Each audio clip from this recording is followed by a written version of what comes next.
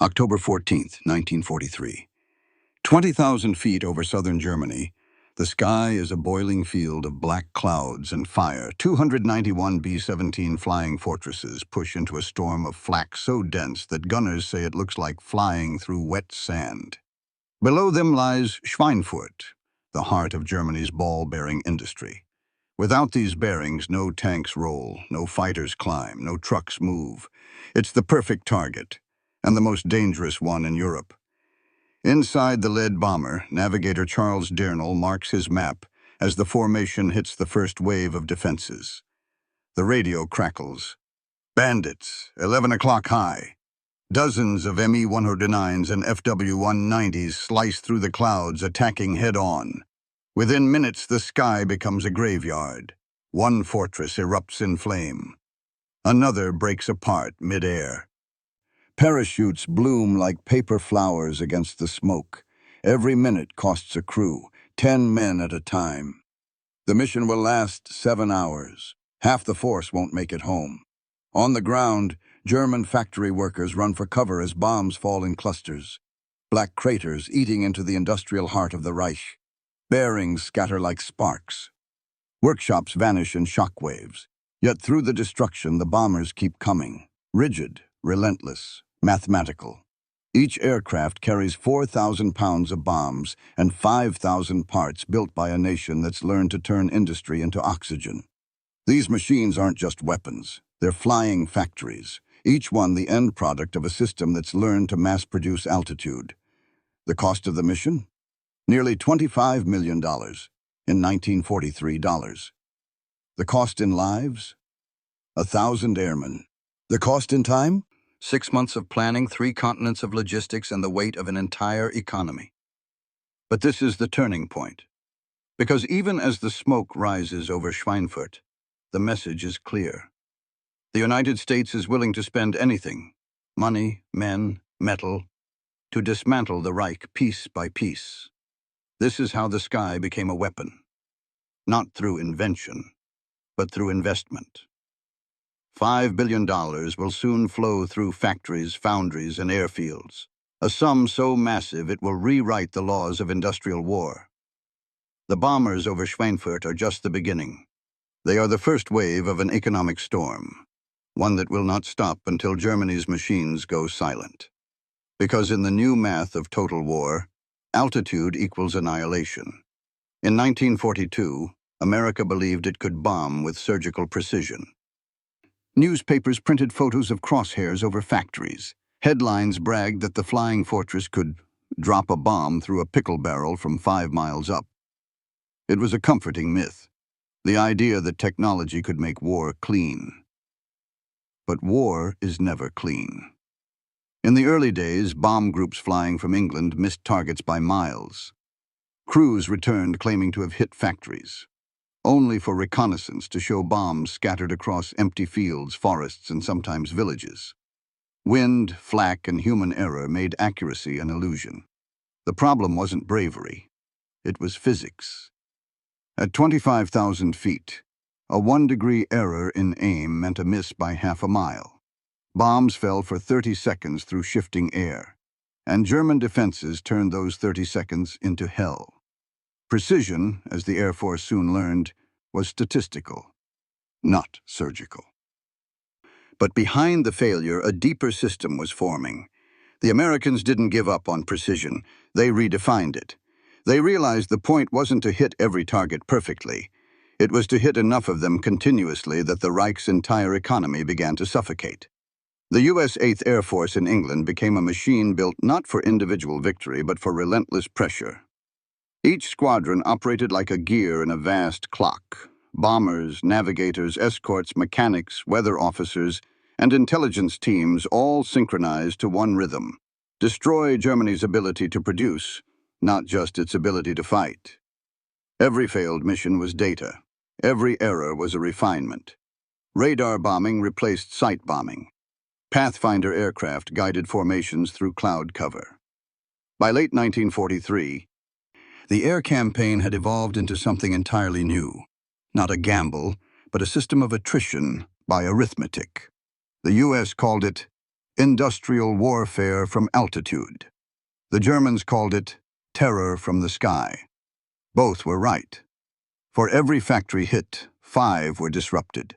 For every rail yard destroyed, fuel shipments stalled, coal went undelivered, locomotives rusted on sidings. By the time bomb accuracy improved, destruction had already spread through the bloodstream of German logistics.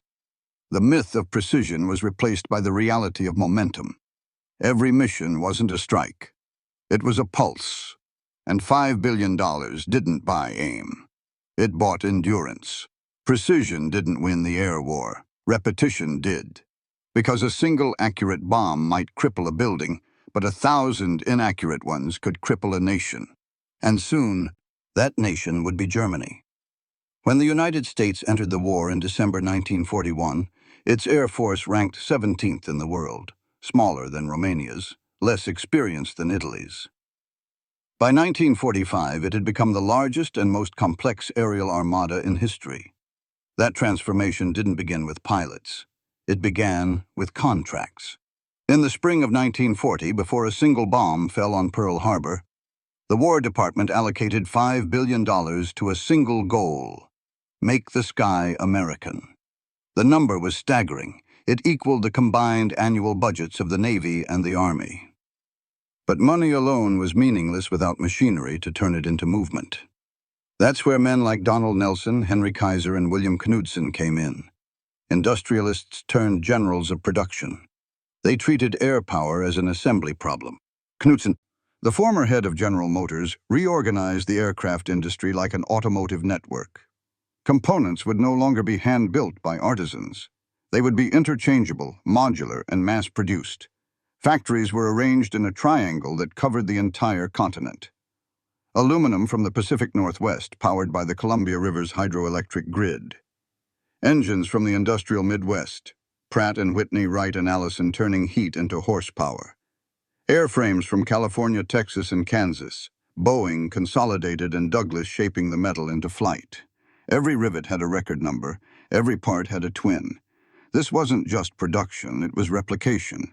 Each bomber that rolled off the line was genetically identical to the one before it. A B-17 built in Seattle could swap parts with one from Long Beach. A B-24 from Fort Worth could be serviced in Italy with components made in Detroit. No nation had ever built like this.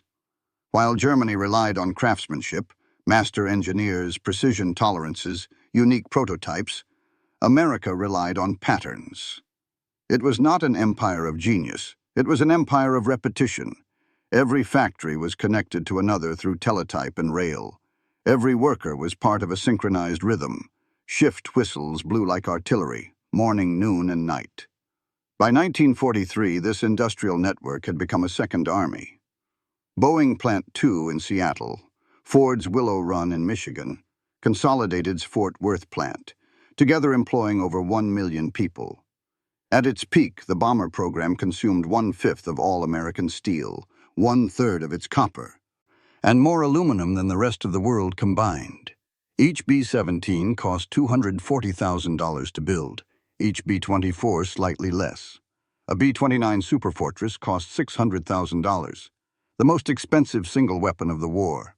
But that wasn't the real cost. The real cost was in logistics, the web of transport, training, fuel, and repair that kept the Sky Machine alive.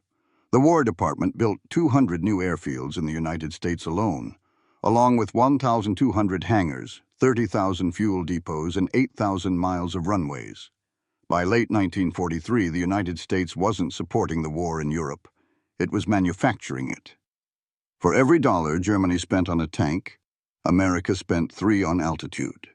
$5 billion turned steel into motion, factories into flight, and capitalism itself into a weapon. The sky had become an industry. And the factory floor now stretched from sea to shining sea. By 1944, the air war was no longer strategy. It was accounting. A conflict measured not in battles won, but in sorties per dollar.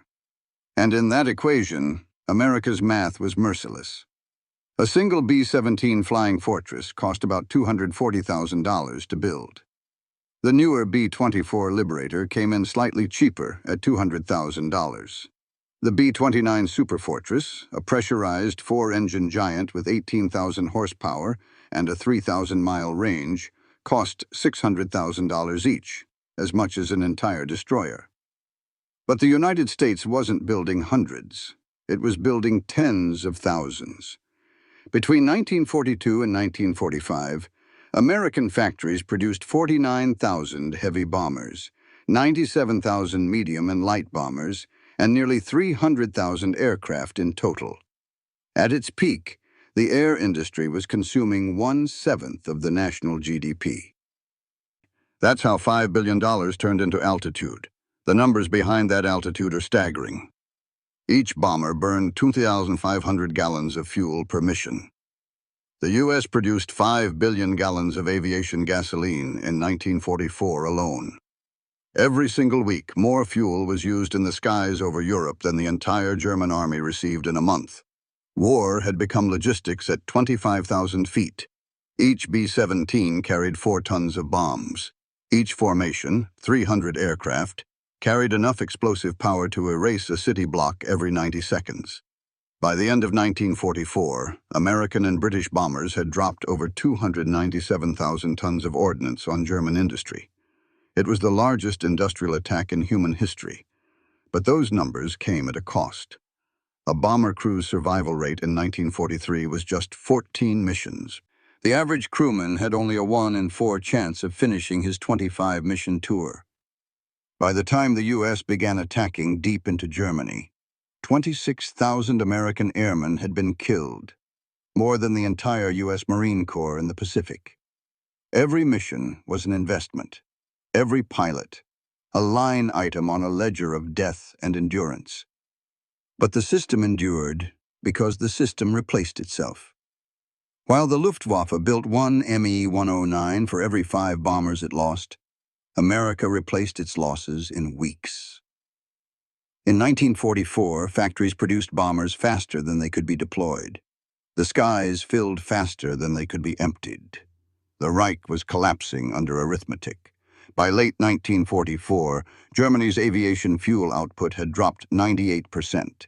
Jet squadrons sat grounded. Tanks ran dry. Training flights stopped altogether. When Albert Speer reviewed the numbers, he said, "The enemy has a factory in the sky, and we have only factories on the ground." He was right. The United States had built an industrial chain so massive that it no longer fought nations. It fought capacity. $5 billion didn't just fund bombers. It built an ecosystem of annihilation. Factories, railways, oil fields, cities, all turned into equations, all reduced to inputs and losses. Every ton of bombs dropped wasn't just destruction. It was math enforcing reality. Because by 1944, the air war was no longer about courage or invention. It was about numbers, and the numbers were already fatal. Spring 1944. England's airfields are overflowing. Bombers lined up wingtip to wingtip, fuel trucks snaking through mud, mechanics crawling over engines like surgeons. Each dawn brings the same command: launch the point-blank strikes. Operation Pointblank, the code name for the Allied air campaign to paralyze German industry before D-Day, is about to begin. The mission is not about cities or morale. It's about systems. Rail junctions, fuel refineries, aircraft plants, the arteries that keep the Reich alive. The plan is simple. Make sure nothing in Germany moves, builds, or breathes without permission from the sky. At dawn on May 12, 1944, the 8th Air Force lifts 935 bombers into the cold light over East Anglia. Each carries 5 tons of bombs and the weight of a strategy that will decide the invasion to come. Their target, synthetic fuel plants near Leipzig and Merseburg, the lungs of German mobility. From above, the Ruhr Valley looks like the inside of a furnace. Steelworks, refineries, smokestacks, the Reich's beating industrial heart. And then the bombs begin to fall. By the end of that day, 1,500 tons of explosives crash into refineries, cracking plants, and compressor stations. Flames reach 3,000 feet high. The air glows orange from burning gasoline. German Fighter Command scrambles everything it has. Me-109s and FW-190s rise to intercept, but they meet a wall of P-51 Mustangs sweeping ahead of the formation. For the first time in the war, American bombers have long-range escort, a technological hinge that flips the air war overnight. The Mustangs chase the interceptors down to the deck. In the chaos, Luftwaffe squadrons lose 50 aircraft in a single afternoon. Pilots they can't replace, engines they can't refuel. From the ground, Albert Speer watches columns of smoke twisting into the stratosphere. The refineries he's fought to keep alive are dying one by one. A week later, reconnaissance photos confirm it. Germany's aviation fuel production has dropped by half. Within a month, the entire synthetic fuel network is on the verge of collapse. But the raids continue, day after day, week after week. The 8th Air Force and RAF Bomber Command coordinate a relentless 24-hour cycle. The British bomb at night, the Americans by day. There is no pause. The Reich's workers dig out debris at dawn only to see the same targets flattened again by dusk. By July, Speer sends a desperate memo to Hitler. Our production will not recover if these raids continue. The machines are intact, but we cannot move fuel or raw materials. We are running out of air. He meant it literally. The sky itself had become Germany's enemy. Operation Pointblank didn't just clear the path for D-Day, it dismantled the German economy mid-stride. Every factory lost meant fewer tanks, fewer aircraft, fewer bullets fired at Normandy. And every mission flown proved a terrifying new truth, that the bomber wasn't just a weapon, but an economic instrument. It was industrial warfare executed from altitude. By the time the Allies stormed the beaches on June 6th, the Reich's war machine was already starving, not for courage or metal, but for the oxygen that only oil could provide. The sky had done its work. Point blank wasn't a battle. It was a foreclosure. Albert Speer once believed he could outthink gravity. As Hitler's Minister of Armaments, he had turned chaos into output, transforming Germany's scattered workshops into the most efficient war industry in Europe. He streamlined production, cut waste, and multiplied output even under siege. But by late 1944, the math had turned against him. No equation could survive without air. Operation Pointblank had gutted the Reich's synthetic fuel program. 18 hydrogenation plants flattened, 90% of refinery capacity gone. Speer's empire of efficiency now ran on fumes. Factories still stood, machines still hummed. But trains couldn't move coal. Trucks couldn't reach the front. The Luftwaffe couldn't train pilots because they no longer had aviation gasoline. Speer called it production in a vacuum.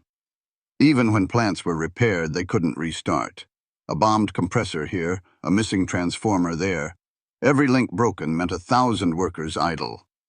Germany had reached the threshold of total depletion. The numbers tell the story. In May 1944, German industry produced 175,000 tons of aviation fuel. By September, just 11,000. In January 1945, less than 1,000. Tank output dropped by half. Armored divisions went into battle with empty fuel drums.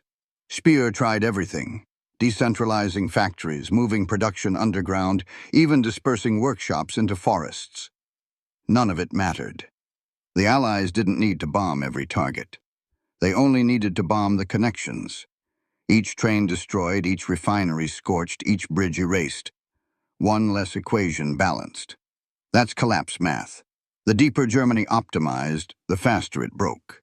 Because perfection in a system without redundancy is fragility disguised as genius.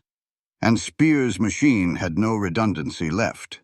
By late 1944, German cities glowed red at night. Not from victory parades, but from refineries burning for days. Factories ran on candlelight. Armament workers pedaled bicycles to generate electricity for lathes. The Wehrmacht scavenged cooking oil to move vehicles. The Luftwaffe was finished. Fighter groups had jets ready. Me-262s, Arado 234s, but they couldn't fuel them. Hitler ordered pilots to save the gasoline for the final battle. They never got that far. Speer's reports to Hitler became confessions written in numbers. "We can build more planes," he told him in October, "but they will never fly." That was the endgame of the $5 billion air offensive. Not annihilation, inoperability. America didn't have to destroy every tank. It just had to destroy the capacity to move them. By winter, entire divisions sat motionless. Infantry marched on foot where armored units once roared. Germany hadn't lost because its soldiers stopped fighting. It lost because its economy stopped breathing. Every bomber, every bomb, every gallon of aviation fuel poured into the Allied campaign had been aimed not at the front, but at the future. Speer once told a prisoner after the war, "I could rebuild the factories, but I could not rebuild time." That's the cost of losing the sky. When the air belongs to the enemy, time itself runs out. November 2nd, 1944. Dawn over East Anglia.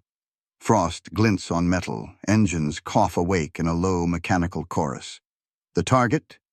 The Leuna-Merseburg synthetic fuel complex, the most heavily defended patch of sky in Europe. 1,000 bombers, 12,000 men, 3 million gallons of aviation fuel. Each aircraft carries 5 tons of bombs, 12 Browning machine guns, and the weight of a billion-dollar strategy. The mission clock starts. The takeoff window lasts 90 minutes. Every 30 seconds, a fortress thunders down the runway, lifts into the fog, joins the formation. From above, it looks like an assembly line moving through the clouds. One formation leaving, another forming, another returning. The war in the air has become continuous production. Over the North Sea, contrails knit into a silver river stretching 200 miles wide. Gunners sit silent in their turrets, scanning for black specks. At 20,000 feet, flak bursts blossom around them. Black flowers timed by radar. The German defense is ready. Hundreds of Fadu-190s rise from Saxony. The first interception wave hits as the lead elements reach the IP, the initial point where bombers align for the run. Every 20 seconds, another fortress takes a hit. One loses an engine, another bleeds fuel. Another spirals down with both wings aflame, but the formation closes ranks, holding course, every aircraft trusting the geometry of the mission more than the instinct to survive. Through the bomb site, Luna glitters below, a sprawl of towers, tanks, and rail yards. The bombardier's voice cuts through the interphone. Bomb bay doors open. 5 seconds of silence. Then, the floor drops. Hundreds of bombs fall together, whistling through the cold. 60 seconds later, the first shock wave hits the formation. Flames climb half a mile high.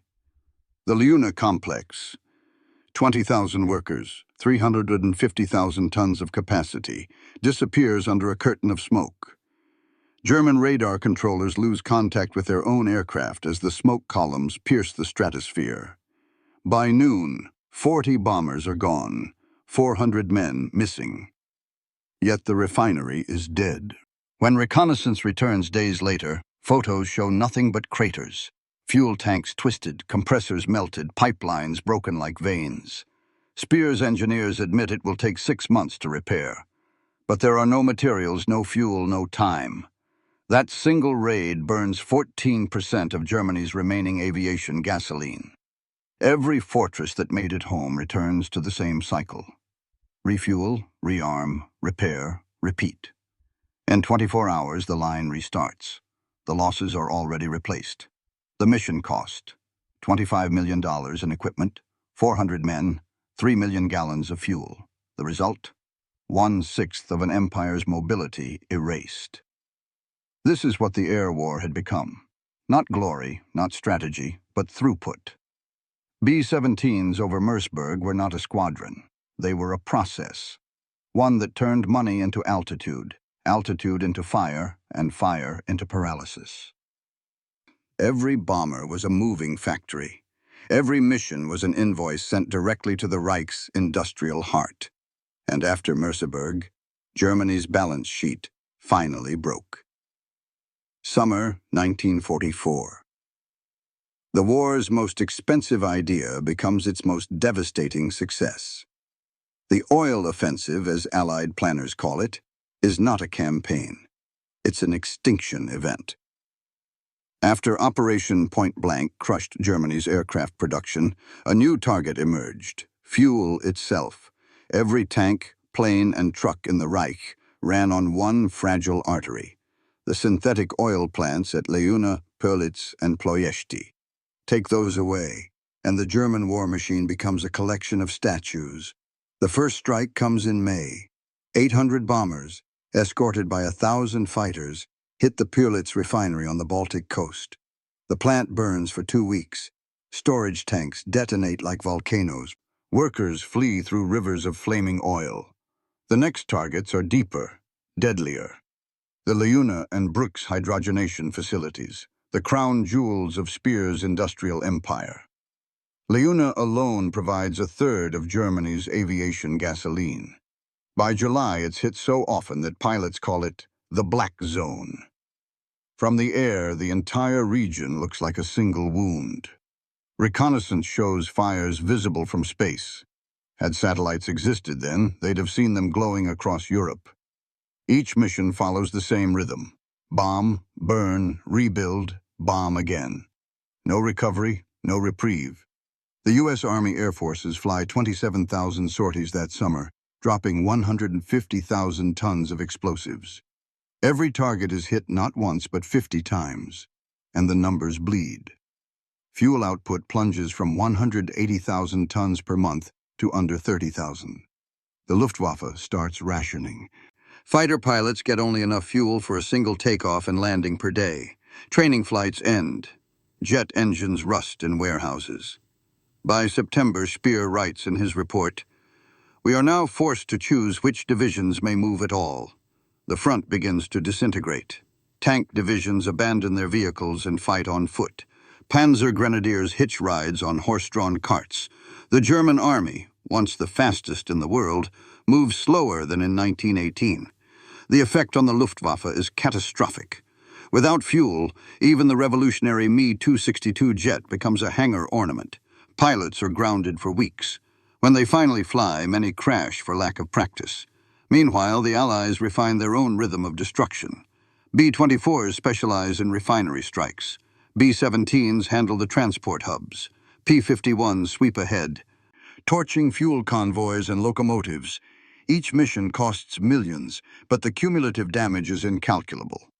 Between May and December 1944, the oil offensive erases 3.6 million tons of German petroleum production, 90% of all aviation fuel, 80% of motor fuel, 75% of synthetic oil.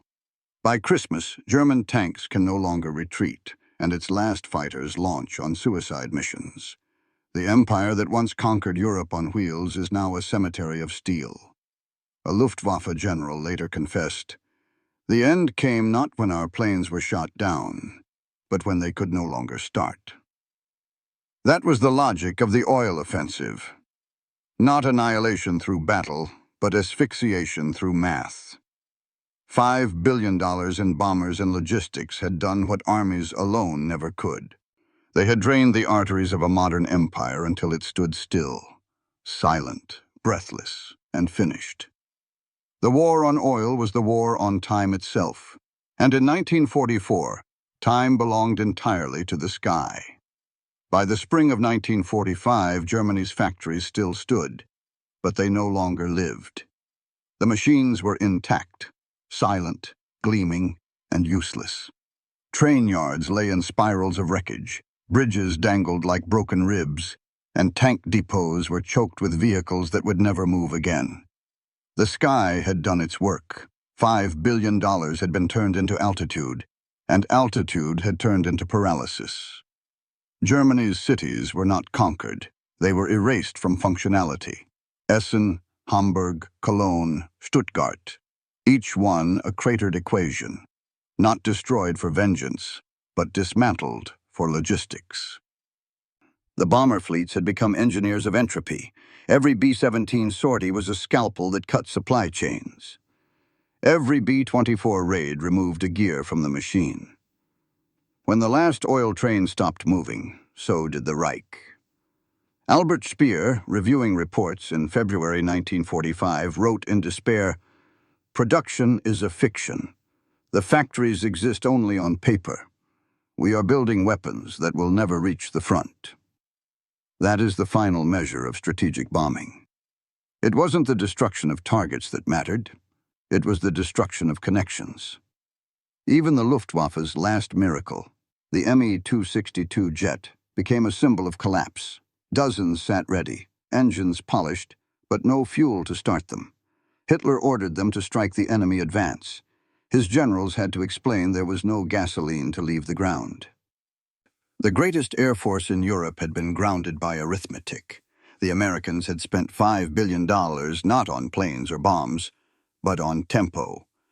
They bought the ability to strike faster than Germany could think, rebuild, or react. Each bomber's sortie was part of a single, unbroken rhythm. Money became metal, metal became motion, motion became flame. And by the time the last wave of B-17s flew over Berlin, the air itself had turned into an occupation force. Factories became fossils. Workers walked to plants with nothing to do.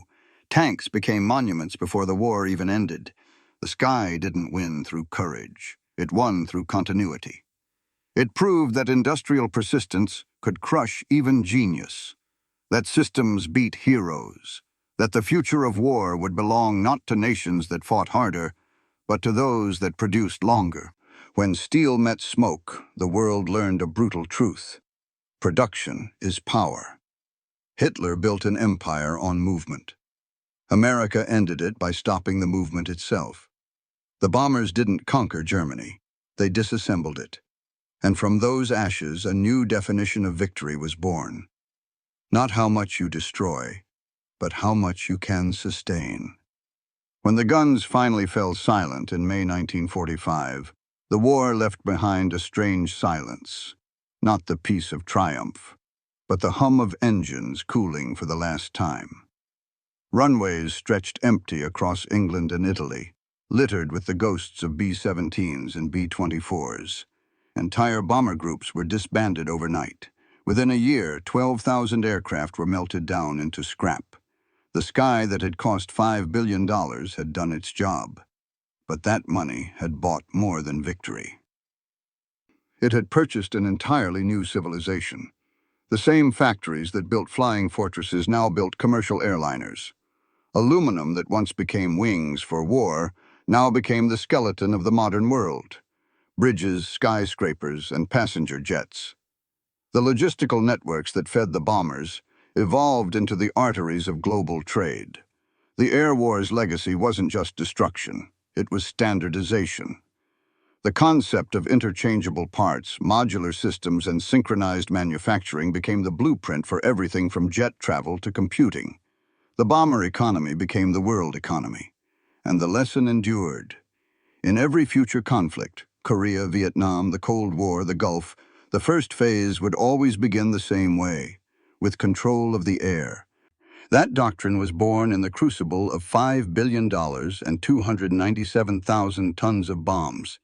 The men who flew the missions rarely spoke of economics, but they were the accountants of destruction, balancing the cost of machines against the price of survival.